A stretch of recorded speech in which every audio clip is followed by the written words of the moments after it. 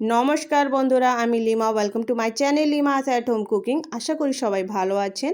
আজ আমি আপনাদের জন্য এনেছি ঘুগনি রেসিপি। বাজারে আমিষ ঘুগনির থেকে আজকের এই নিরামিষ ঘুগনি হবে অনেক গুণ খেতে ভালো আর দারুণ টেস্টি, মজাদার। আর এই শীতের রাতে এমন গরম গরম টেস্টি ঘুগনি পেলে আর কি লাগে।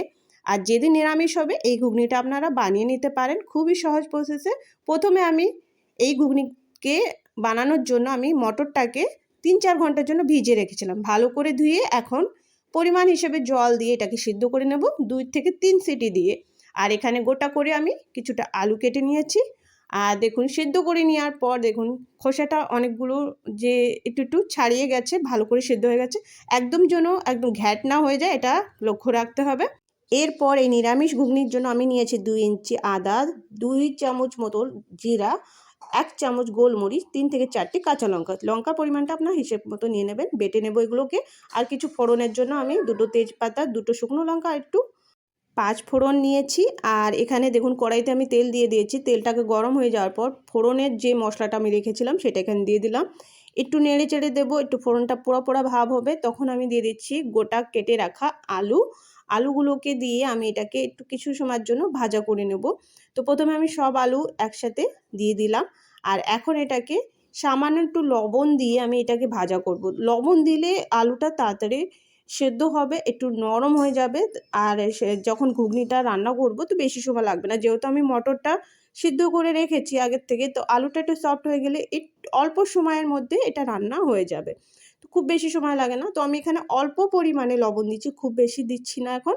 একদম অল্প পরিমাণে দিয়ে জাস্ট আলুটাকে সিদ্ধ করব, এই জন্য দিয়ে দিলাম। আর এখন মিডিয়াম জাল রেখে আলুটাকে একটু ভালো করে লালচে করে ভেজে নেব। দেখুন আলুটা একদম সেদ্ধ হয়ে গেছে। দেখুন আমি খুন্তি দিয়ে কেটে দেখছি, দুটো একটা কেটে দেখলাম এটা ভালো করে সেদ্ধ হয়ে গেছে, নরম হয়ে গেছে। এখন আমি এখানে দিয়ে দেব মশলা, যে মশলাটা বেটে রেখেছিলাম, আদা, জিরা, গোলমরিচ আর কাঁচা লঙ্কা।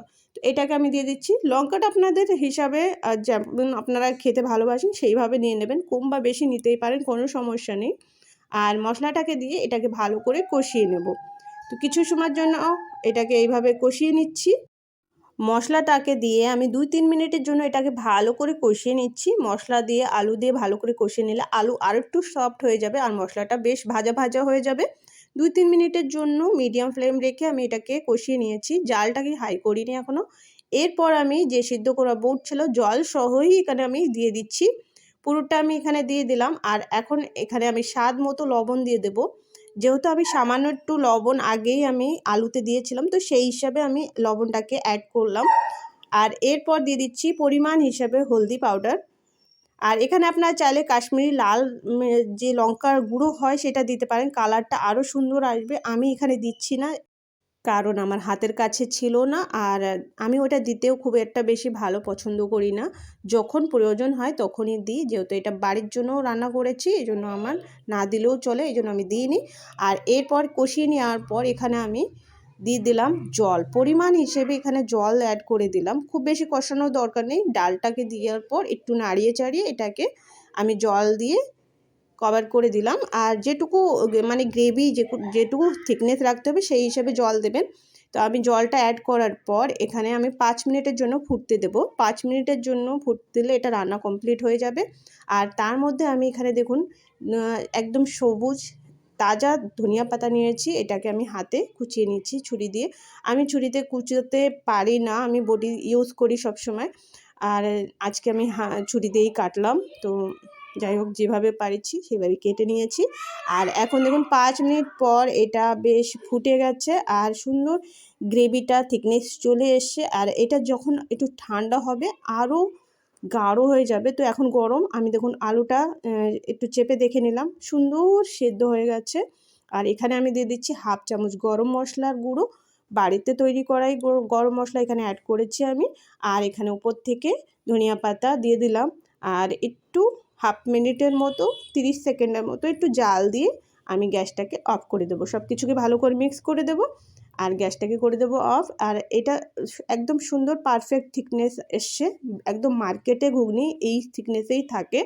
তো এখন এটাকে আমি গ্যাসটাকে বন্ধ করে দেবো। আপনারা চাইলে এই পর্যায়ে সামান্য একটু চিনি অ্যাড করে দিতে পারেন, 1/2 চামচ চিনি অ্যাড করে দিলে এর টেস্টটা সুন্দর আসে। আমি দিয়েছিলাম, দেখাতে ভুলে গেছি। তো আমি এখানে হাফ চামচ চিনি অ্যাড করেছিলাম, যেটা দিলে দারুণ টেস্ট চলে আসে। তো গ্যাসটাকে আমি এখানে বন্ধ করে দিয়েছি আর এটাকে অন্য পাত্রে নামিয়ে নিচ্ছি। দেখুন কালারটা দেখুন কত সুন্দর এসছে। আমি যেহেতু এখানে লাল লঙ্কা পাউডার ইউজ করিনি, তারপরেও একটা সুন্দর কালার চলে এসছে। খেতে কিন্তু দারুণ হয়। নিরামিষ ঘুগনি আপনারা নিরামিষ দিনে এইভাবে রান্না করে লুচি, রুটি যে কোনো জিনিসে কিংবা সন্ধ্যার দিকে শীতের সময় যখন ভালো কিছু খেতে ইচ্ছা করে তখন কিন্তু এই ঘুগনির উপরে কোনো জিনিস আসবে না, কোনো কথা হবে না। এতটা টেস্টি, একদম উপর থেকে একটু শসা কুচি দিলেই ব্যাস, আর কিছু লাগে না। জাস্ট অসাধারণ। আপনারা এর উপর থেকে কাসুন্দি দিয়ে আপনারা এটাকে বেশ সুন্দর করে গার্নিশ করে সার্ভ করতে পারেন। দারুণ মজাদার টেস্টি রেসিপি নিরামিষ দিনের জন্য। তো রেসিপিটা ভালো লাগলে অবশ্যই লাইক করে দেবেন।